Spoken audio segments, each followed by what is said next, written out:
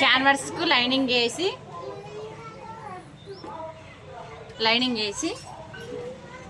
క్యాన్వర్స్కు lining వేయక